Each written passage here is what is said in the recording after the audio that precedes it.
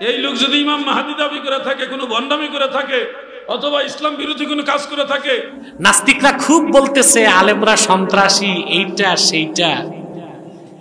এই নুরা পাগলা ছিল খ্রিস্টান। আসসালামু আলাইকুম ওয়া রাহমাতুল্লাহি ওয়া বারাকাতুহু। যারা আমার এই ভিডিওটি দেখছেন দেশে ও প্রবাসে, সবাইকে আন্তরিক মোবারকবাদ। দর্শক শ্রোতা, রাজবাড়ীতে গলন্দতে যে নুরা পাগলার লাশ উঠিয়ে পোড়ানো হয়েছে, আসলে এটা কি ইসলাম সমর্থন করে? এই বিষয়ে আহলে সুন্নাত ওয়াল জামাতের উলামায়ে কেরাম এবং কি মুফতি আলাউদ্দিন জিহাদি হুজুর তিনি মুখ খুলেছেন আর বিস্ফোরক মন্তব্য করেছেন সেই বিষয় নিয়ে এনায়েতুল্লাহ আব্বাসী সাহেব আজকে আপনাদেরকে এই ভিডিওতে বিস্তারিত তুলে ধরার চেষ্টা করব। দর্শক শ্রোতা, কথা না বাড়িয়ে প্রথমে চলুন আমরা দেখে আসি মুফতি আলাউদ্দিন জিহাদি সাহেব তিনি কি বলেছেন এই নূরে পাগলাকে নিয়ে। এই লোক যদি ইমাম মাহদী দাবি করে থাকে, কোনো ভণ্ডামি করে থাকে, অথবা ইসলাম বিরোধী কোনো কাজ করে থাকে, এই লোক জীবিত থাকতে তার কাছে না যায়া, লোক মারা গেছে, 13 দিন হয়ে গেছে, 13 দিন পর্যন্ত তাদের পাওয়ার নাই, 13 দিন পরে তাদের পাওয়ার এসে একটা মরা মানুষ, হোক সে মুশরিক, হোক সে কাফের, হোক সে অন্য ধর্মের লোক, কোন মরা মানুষের লাশ কবর থেকে তুলে আগুনে পুড়িয়ে ফেলা, এটা ইসলামের শিক্ষা না। রাবার নামের আগে লাগাইছে তৌহিদি জনতা।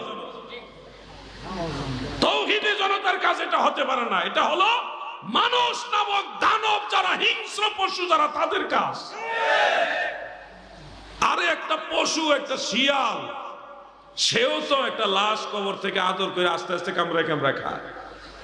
তোরা তো ওই শিয়াল পশু যারা আছে এদের কাতারও পড়ে না। বালহুম আদল উলাইকা কাল আনআম বালহুম আদল, কোরআনের মধ্যে আল্লাহ বলেছেন।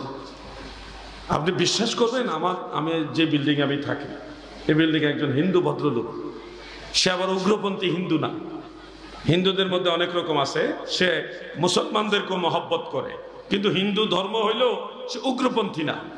সে আমার ভাই মাওলানা তামিম বিল্লাহ সাহেবকে বলতেছে, তামিম বিল্লাহ সাহেব, আপনারা তো ইসলাম ধর্মের মধ্যে অনেক ভালো খেদমত করেন, কিন্তু আপনাদের ধর্মের এটা কোন শিক্ষা যে একটা মানুষ মারা গেছে 13-14 দিন পরে তার লাশটা কবর থেকে তুইলা এই আগুন দিয়ে জ্বালাই দিলেন, এই এত বড় একটা নির্মম কাজ আপনারা ইসলাম ধর্মে করেন না, এটা কেমন ধর্ম আপনাদেরটা? কেমন ধর্ম আপনার এটা? ইসলাম ধর্মের ভাবমূর্তি নষ্ট করেছে এরা। আপনি জানেন খ্রিস্টান যারা, ভিন্ন ধর্মের লোক যারা, তারা বলতেছে বাংলাদেশ এমন একটা দেশ, বাংলাদেশ এমন একটা দেশ যেই দেশে মানুষ মারা গেলে সেই মারা যাওয়ার পরে কবর থেকে লাশ তুলে আগুনে পুরায় এমন দেশ বাংলাদেশ। তার মানে বাংলাদেশের প্রশংসা করছে না কি? আপনি দিক সুনাম করছে। কোথায় গেছে বাংলাদেশের অবস্থান? তৌহিদি জনতা। আরে এরা তো আসলে তৌহিদি জনতা না, এরা ব্যানার লাগাইছে তৌহিদি জনতার, কিন্তু এরা অরিজিনালি হলো ইহুদি জনতা।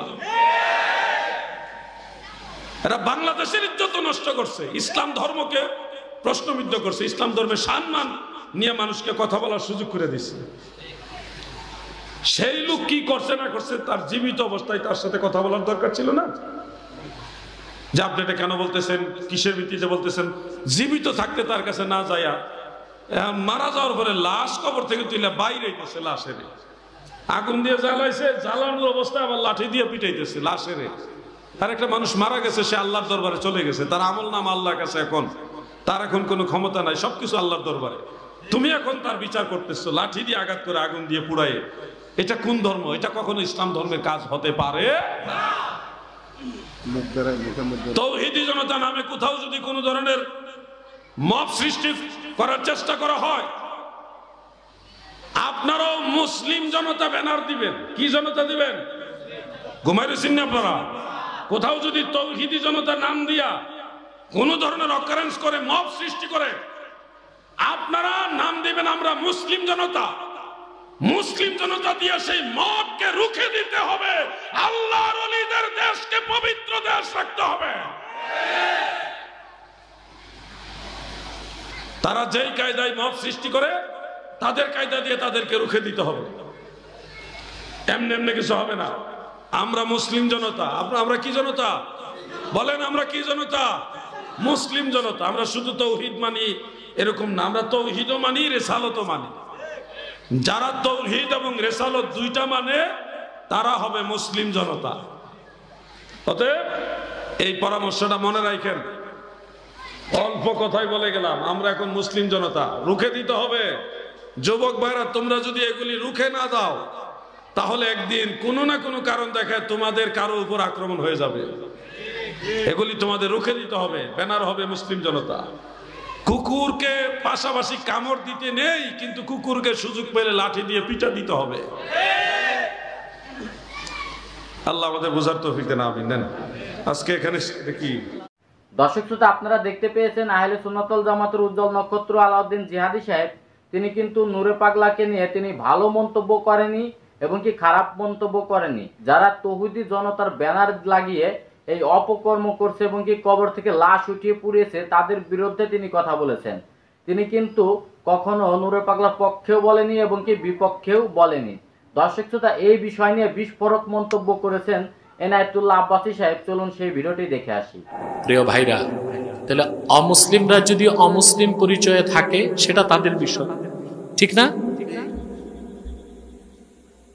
কিন্তু কাদিয়ানীরা শেষ দরজার কুখ্যাত।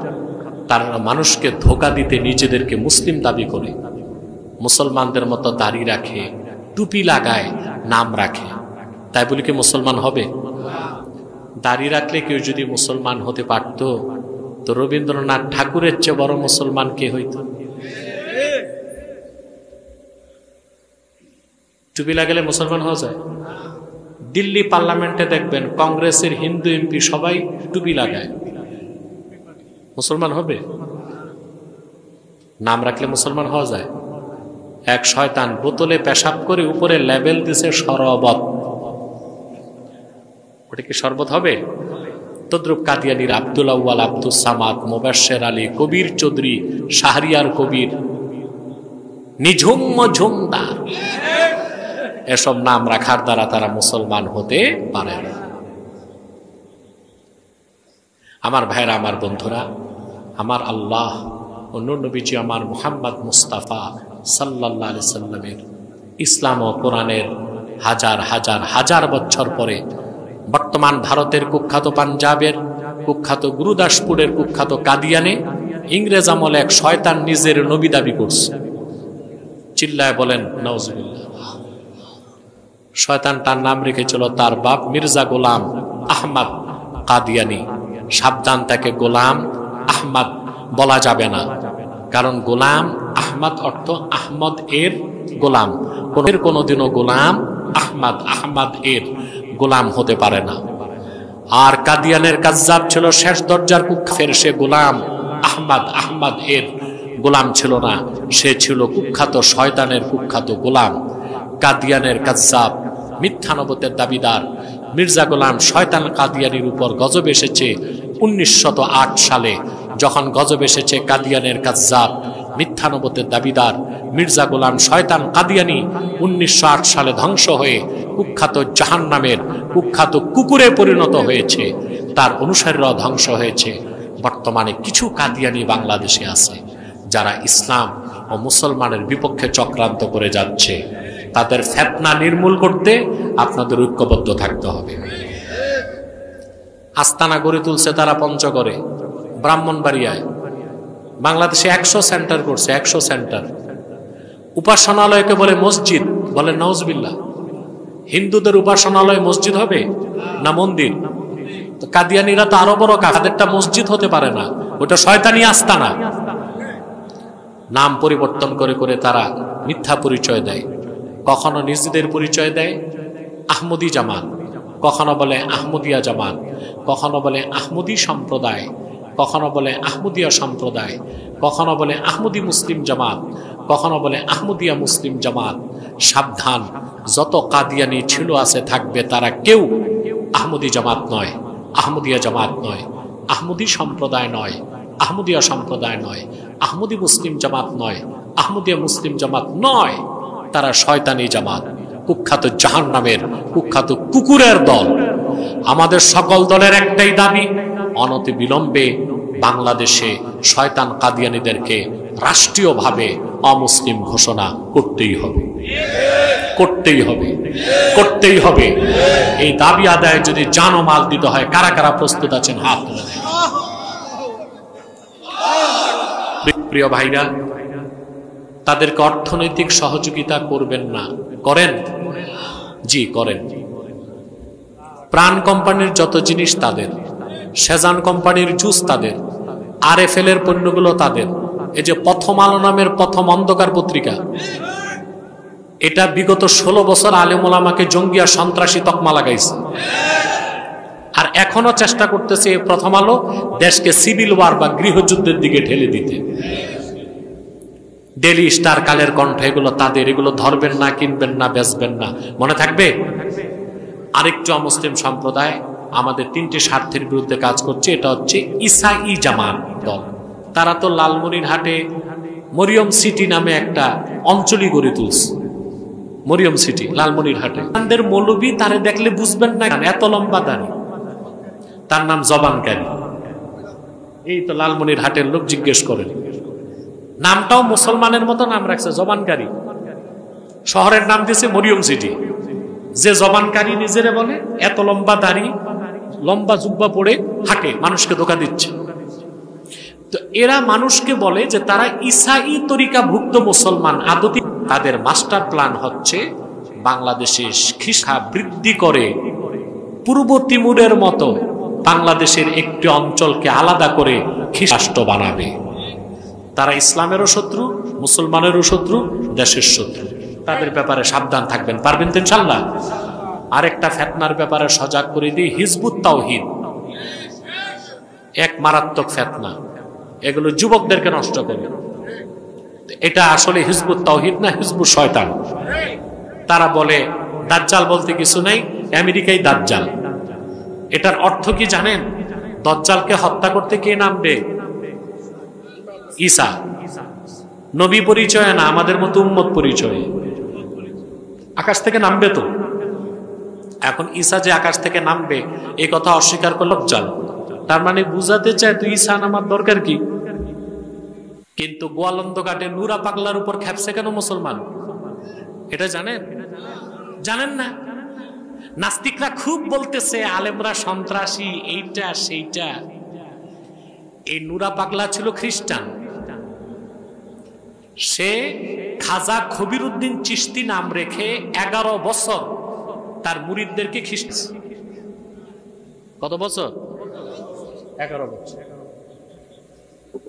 তো মানুষের একটা ক্ষোভ ছিল না?